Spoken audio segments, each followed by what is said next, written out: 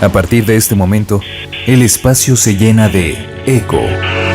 Respira, habla, escucha, mira, crea, actúa, piensa, vive, vive eco. Bienvenidos.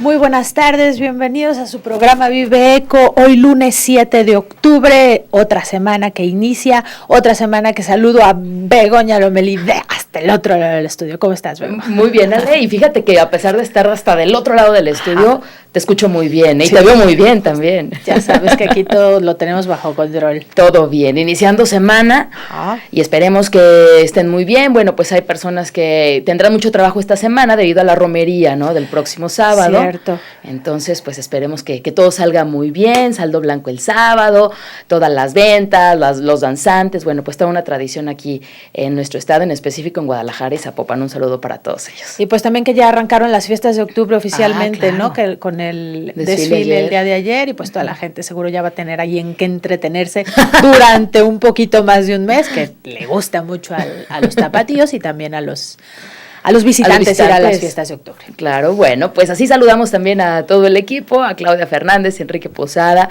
Jorge Ariel Aguilera, que recibe esta señal para C7 Radio, y Fernando Martínez, que recibe la señal en C7 Televisión, Elcita Chávez y Almita, no es cierto, Elcita Álvarez y Almita Chávez, nos apoyan en las líneas telefónicas. También ahí está Daniela Martínez, Dani, en las redes sociales. Comuníquense con nosotros al 30 30 53 26 o al 30 30 53 28. También tenemos una alada sin costo que es el 01800 087 88 17. O si se quiere comunicar por las redes sociales, en Facebook nos encuentran como Vive Espacio Eco y en Twitter como @vive_eco. Muy bien, pues antes de ir a nuestro tema, vamos rápidamente a ver qué sucede hoy en el planeta. Haz eco. Vive.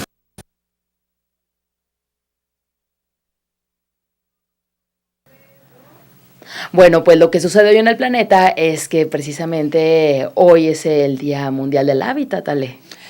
No tenía ni la menor idea. No, la verdad sí tenía idea, porque aparte de que aquí dice, es el tema que vamos a hablar hoy en Vive Eco. Pero para usted, cuando escucha hábitat, ¿a qué le suena? Pues mi hábitat es a lo mejor mi casa o mi... ¿A qué le suena? Comuníquense con nosotros, ya les acabamos de dar nuestras líneas de contacto para que nos digan qué es el hábitat. Pero ahora sí vamos a ver qué sucede hoy en el planeta para que la gente se entere de unas cuantas notillas que tenemos por ahí. Vamos. Haz eco. Vive eco. En un decreto publicado el 1 de octubre en el Diario Oficial de la Federación, el presidente Enrique Peña Nieto canceló el estatus de Parque Nacional otorgado por Lázaro Cárdenas al Nevado de Toluca, que desde 1936 prohibía cualquier tipo de explotación de sus recursos. En 96% de su superficie será legal realizar actividades como remoción de especies forestales, aprovechamiento extractivo de vida silvestre, ganadería, agricultura, turismo, así como construcción y mantenimiento de infraestructura pública o privada. Una manifestación frente a la Embajada de Rumania en Praga, República Checa, reunió a decenas de perros con sus dueños para protestar contra la matanza de estos animales en Rumania. Esto sucede luego de que en el país se aprobara el sacrificio masivo de canes callejeros. La ley prevé que los municipios tengan la obligación de albergar solo durante 14 días a los perros que se encuentren en las calles. Después pueden sacrificarlos. Los cazadores furtivos han matado en lo que va del año en Sudáfrica a 725 rinocerontes, cifra que supera a los 668 animales de esta especie abatidos en el país durante 2012. La zona más afectada por esta acción es el Parque Nacional Kruger, que cuenta con la mayor concentración de rinocerontes en Sudáfrica. Según un comunicado, las autoridades sudafricanas han detenido en lo que va del presente año a 228 personas relacionadas con la caza del rinoceronte. Los océanos del planeta tienen el nivel más alto de acidez desde hace más de 300 millones de años. La causa son las emisiones del CO2 de la quema de combustibles fósiles. El resultado puede ser una extinción masiva de especies clave. Como sumideros de carbono y porque absorben el calor de la atmósfera, los océanos han protegido a los seres humanos del calentamiento global. Los efectos del cambio climático sobre la vida marina son muy graves. Los gases contaminantes que salen de los tubos de escape provocan enfermedades respiratorias graves y contribuyen al cambio climático. Para las abejas pueden ser aún más perjudiciales, ya que se convierten en una traba para su modo de vida. Si en su camino se cruza el olor de humo que sale de los vehículos, las abejas no alcanzan su objetivo porque el olor las desorienta. Los gases contaminantes destruyen sustancias químicas clave en el olor de las flores y las abejas no pueden distinguirlo. El glaciar Lyell, el más grande del Parque Nacional Yosemite en Estados Unidos, ha perdido 62% de su masa y 120 metros verticales de hielo en el último siglo. Según un estudio de un grupo de geólogos, este glaciar desaparecerá en 20 años debido al calentamiento global. Esta tendencia comenzó hace más de un siglo y pronto solo se verán rocas y nada de hielo. La disminución de los glaciares del planeta afecta a los ecosistemas adyacentes. Arroyos, antes perennes por el hielo derretido, comienzan a desaparecer. Haz eco. Vive eco.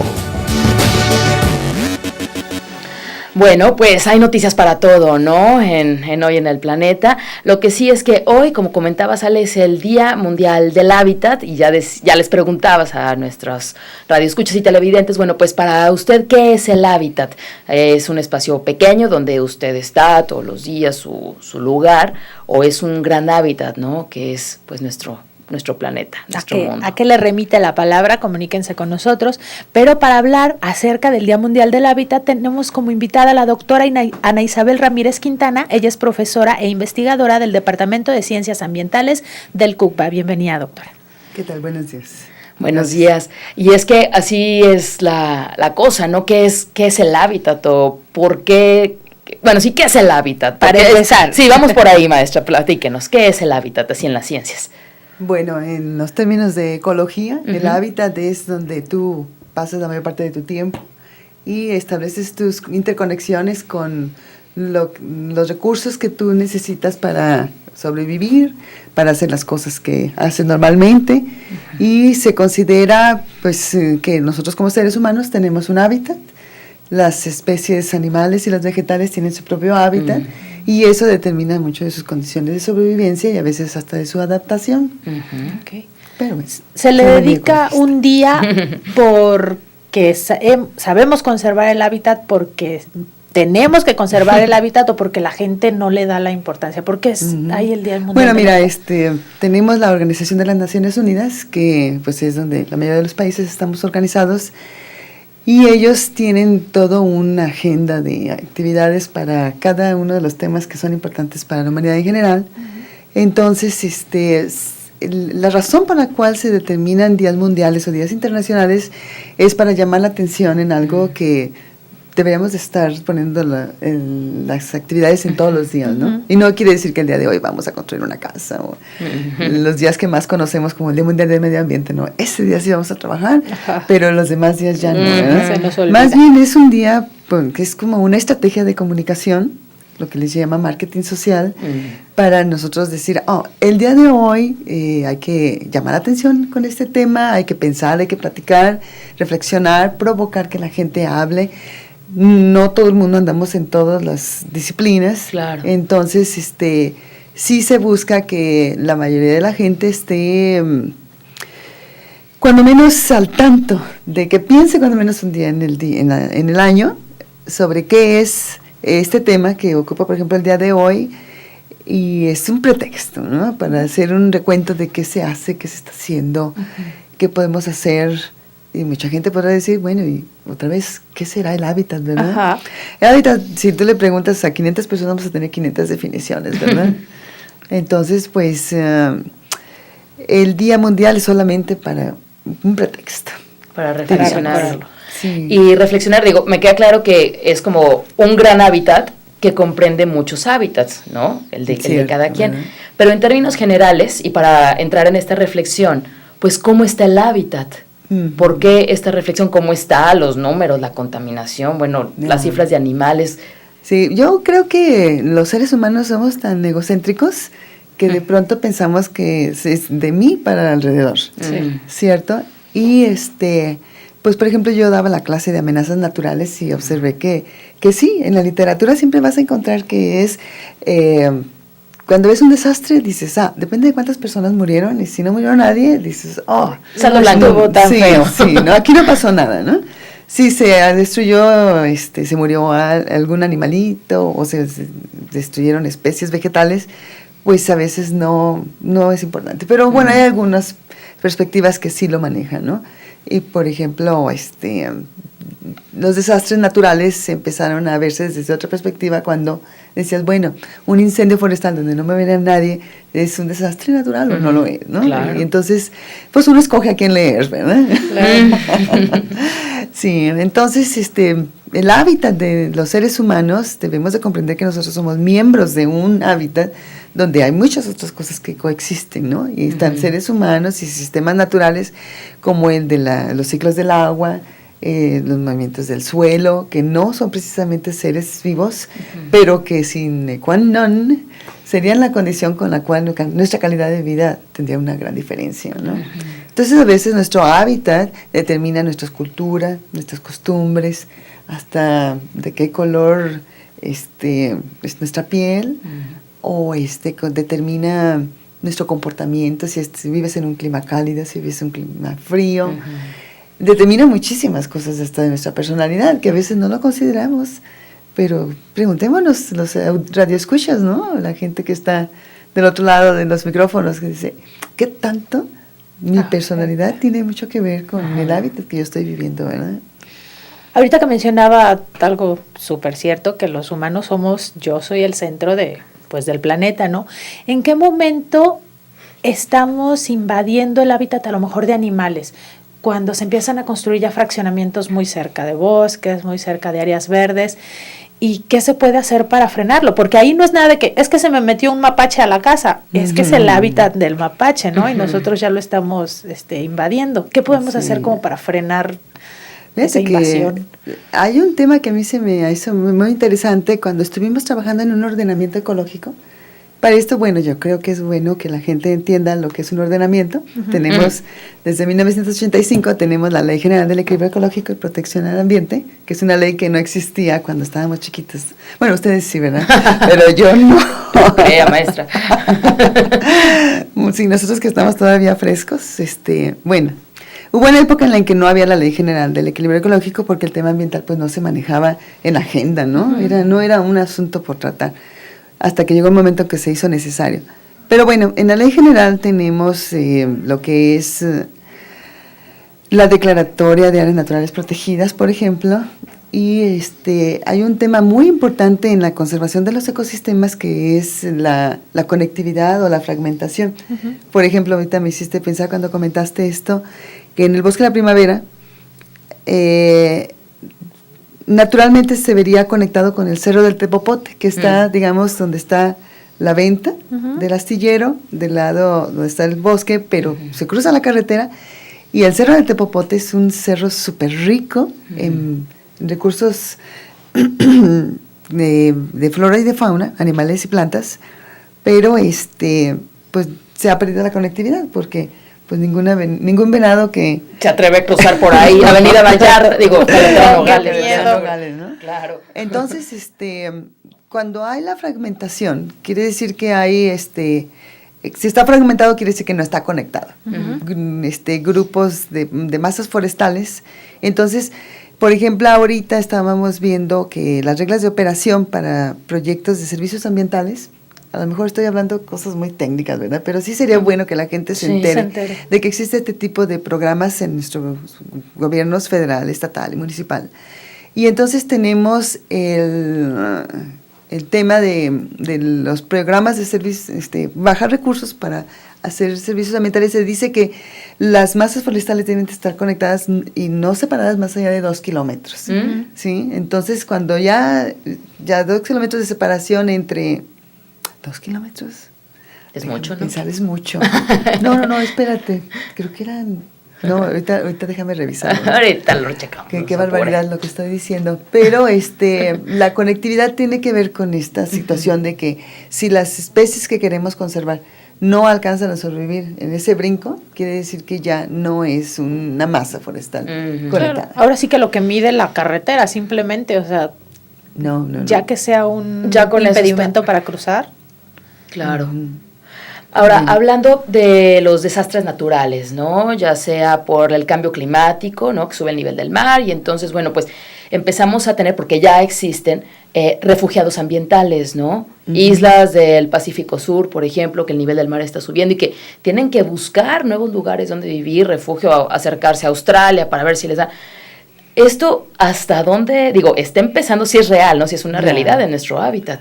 Sí, se de está hecho, perdiendo. pues a lo mejor mucha gente conoce el impacto que causó cuando se produjo la película La Verdad Inconveniente, que de hecho el Premio Nobel de la Paz se lo dan al panel intergubernamental para la investigación del cambio climático, en la mitad junto con Al Gore, que hizo la película, precisamente por eso, porque se avecinan guerras por los espacios, ¿sí? Hemos visto guerras y problemas étnicos entre grupos étnicos por otras razones, pero cada vez vamos a estar viendo que el cambio climático está haciendo que perdamos los espacios donde la gente habitaba. Y bueno, desafortunadamente tenemos la experiencia de este mes de septiembre que tuvimos mucha gente todavía está deshojando la margarita, debatiendo de qué va a hacer para lo que sigue, ¿no? Porque perdieron sus hogares. Desafortunadamente la gente que tiene más dificultades socioeconómicas, aquí se marca una gran diferenciación. Se habla de los indicadores socioambientales, porque los indicadores nos marcan por tus características demográficas, es decir, por cuánto dinero tienes, cuántos recursos tienes, si tienes casa segura o no tienes una casa segura, puede ser que no tengas dinero, pero puede ser que sí tengas una casa. Pero bueno, desafortunadamente la gente con menos recursos tiende a, por ejemplo, a hacer asentamientos humanos en lugares donde el cauce de los ríos reconoce y ellos son los que tienen más probabilidad de que les caiga un efecto, el impacto de un evento meteorológico como los que estuvimos viviendo, les caiga, y por otro lado, cuando ya les cayó, tienen menos posibilidades de enfrentar el problema de una manera exitosa y de recuperarse después de. ¿Sí? Entonces hay muchos grupos invisibles en esto, por ejemplo, en la línea de la edad, la gente que está en los extremos, como los niños y los ancianos, las personas que tienen discapacidades, ya sea impedimentos físicos por accidentes o las personas con problemas de discapacidad mental, son los grupos invisibles porque típicamente no se habla tanto de ellos, más vulnerables, pero son los más vulnerables. Sí. Hablando no quiero decir que depende del nivel socioeconómico, es como la cultura que se tiene, ¿no? Pero hablando, por ejemplo, de estas personas que tienen menos recursos, que se asientan en ciertos lugares, ¿le atribuyen estas pérdidas a lo mejor a que no se cuida el hábitat, al cambio climático, o es gente que dice, pues es que me tocaba, lo siento, y necesitamos hacer más cultura y más información de que lo que nosotros estamos provocando es lo que, pues son las consecuencias que vivimos, ¿no? Pues yo creo que no se puede decir que los que están en la cola son los que tienen la culpa. Yo creo que es un sistema. Claro. Y estamos formaditos. ¿Quién tiene primer acceso a los recursos?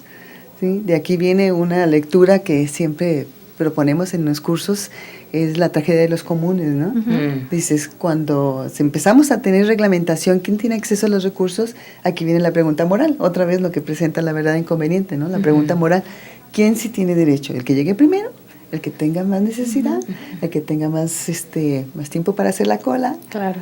¿Sí? Y entonces, bueno, un profesor me platicaba de que cuando estaba en Rusia estudiando, pues nosotros no hemos vivido eso, pero no está la madera.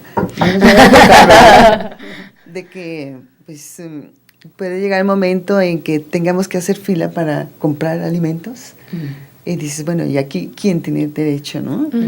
Es un sistema que yo digo que mientras más personas participemos, más posibilidades hay de que haya equidad, porque si lo dejamos a no participar, pues no habría equidad, y entonces el que tiene más saliva come más pinole. Claro.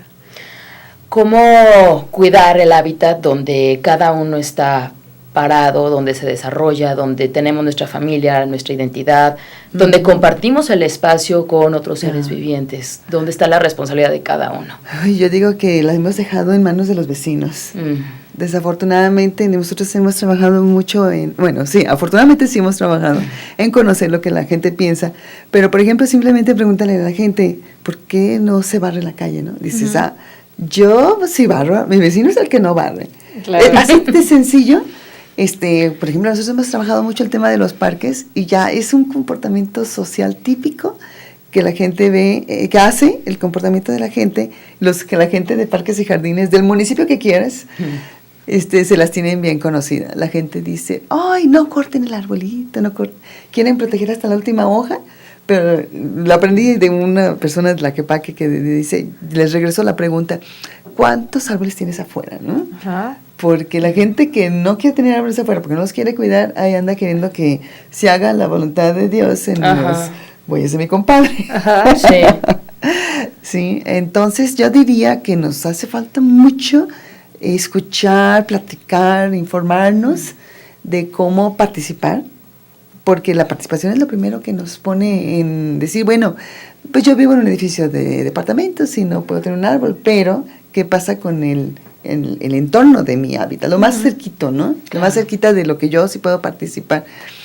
Porque dices, sí, lo que está más cerca de mis narices es lo que yo podría participar, pero yo diría que si nosotros hacemos pequeñas células y después estas pequeñas células se conectaran, yo diría que podría ser un buen camino hacia dónde ir, porque la desatención, la falta de interés, a veces decimos, es que yo no tengo tiempo, ¿no?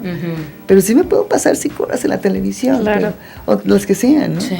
Entonces, yo diría que una de las grandes diferencias entre los países desarrollados, que ya resolvieron muchas cosas de las que nosotros hablamos aquí, con los países en vías de desarrollo, es las horas voluntarias que los ciudadanos comunes dan para cuidar detalles, que todo quede resuelto.